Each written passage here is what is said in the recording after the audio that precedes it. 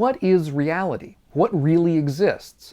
These are some of the oldest philosophical questions and some of the most relevant even today. Many religious and philosophical schools offer dogmatic answers to these kinds of questions, including some within Buddhism itself. However, in today's video, we're going to look at early Buddhism's take on these kinds of questions, which, as we'll see, is more pragmatic. In this video, we'll take a look at what the Buddha had to say about the nature of reality and what it might mean to us today. As we'll see, the Buddha's view of reality was of a piece with his general approach, which is known as the middle way. I've done a video on that, several videos. I'll leave a link to one of them down below in the notes if you want to hear more about that.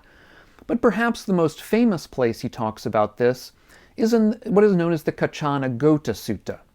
In that sutta, the Buddha says, "This world mostly relies on the dual notions of existence and non-existence."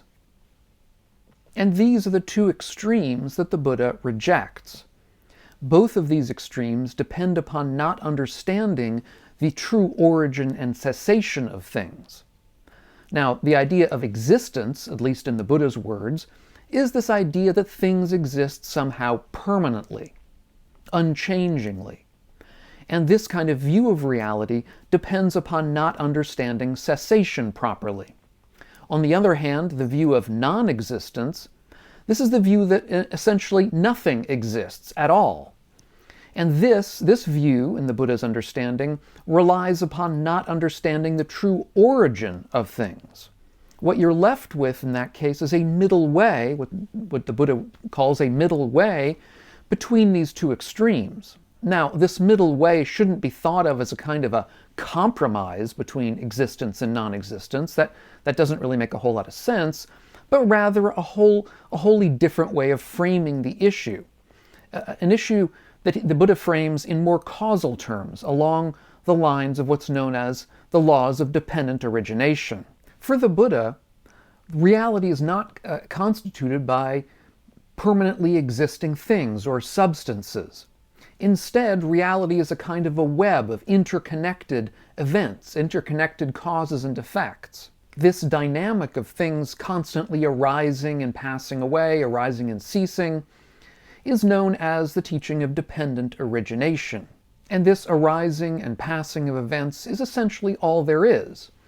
There's no need to posit hidden permanent substances that exist behind what we actually see occurring in front of us. Events arise and pass depending upon other events and cease when other events come to pass. For example, we can think of this chain of dependent origination that I've been mentioning. In there's a number of different links, but some of them can be pretty easily understood. For example, with contact, with the arising of contact, you have feeling. In other words, your senses make contact with things in the world, and that makes a pleasant or an unpleasant feeling arise in you. And with the arising of that feeling, there will be a potential arising of craving. So if you have a pleasant feeling, craving will arise, conditioned by that pleasant feeling.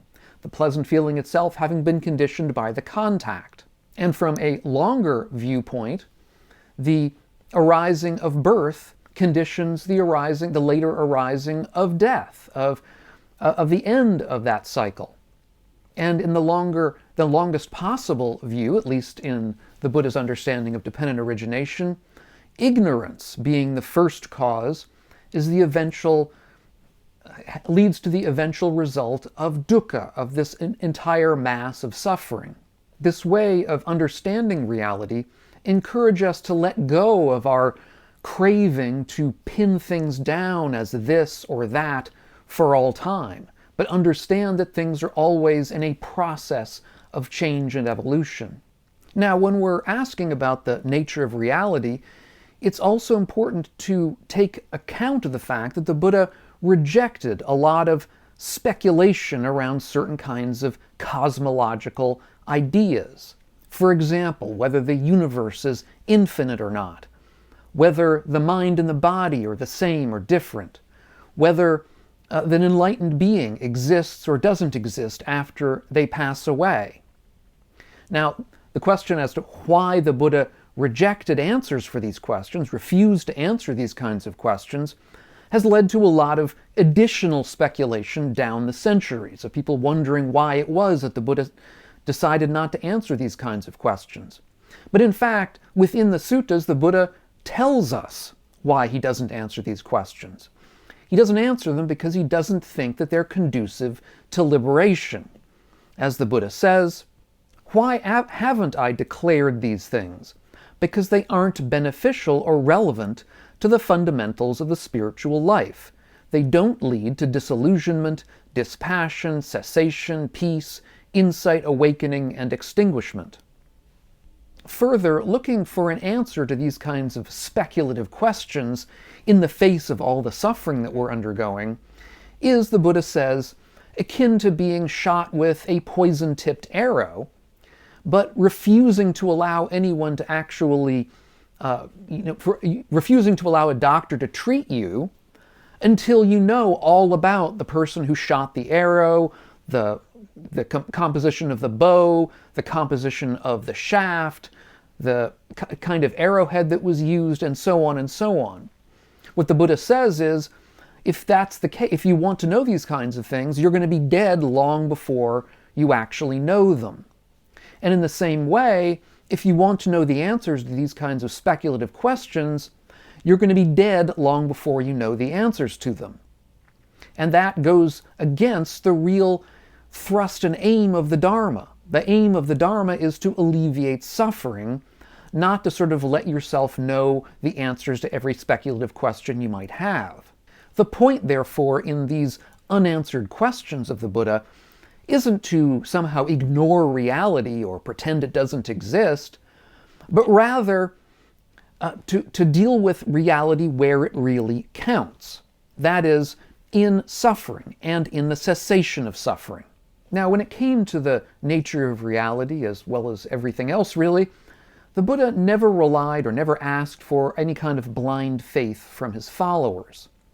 Instead, what he expected from them was curiosity, a willingness to investigate reality, mindful investigation along those lines. He asked for us to count on our own direct experience. This is perhaps most famously expressed in the Kalama Sutta, which is a sutta that probably encapsulates in the best way early Buddhism's approach to epistemology, or the theory of knowledge, how we know what we know. In that sutta, the Buddha is talking to a group of interested laypeople who are not themselves followers of the Buddha, and who are in fact very confused by all the different people who've come and given them talks about the nature of reality. And what the Buddha advises them is not to go on tradition, nor to go on hearsay just because somebody says something, and nor to go on armchair speculation, just making things up, but instead to rely upon their own experience over time as to what counts as truly skillful and helpful and healthy and what does not. In this sense, for the Buddha, reality, the way things are, is not so much to be understood as a kind of an abstract theory that we can believe in or not believe in, but rather a state of affairs, a way things are that we experience directly and see for ourselves. In conclusion, the Buddha's ideas encourage us to let go of many what we might consider speculative cosmological ideas. Instead, we're to look deeply into our own experience and see the way things are interrelated, causally interrelated and impermanent, the way they rise and fall and are replaced by other things that rise and fall. And crucially, this state of affairs of impermanence and interconnectedness includes our very selves. We ourselves are no different. We are ourselves impermanent and causally interact with the world around us. Although over the centuries and the millennia, the Buddha's system has become deeply intellectualized in many different schools of Buddhism, I think we should see early Buddhism and the Buddha's message as not fundamentally an intellectual message. Instead, it's a message of seeing directly the way things are, Understanding reality in this way as a kind of a process of interconnected events that come and go without any underlying fixed permanent elements, without anything that we can really point to as a permanent or essential self or things that are mine, this kind of picture of reality, I think, frees us up to live more compassionate, more free, and more wise lives.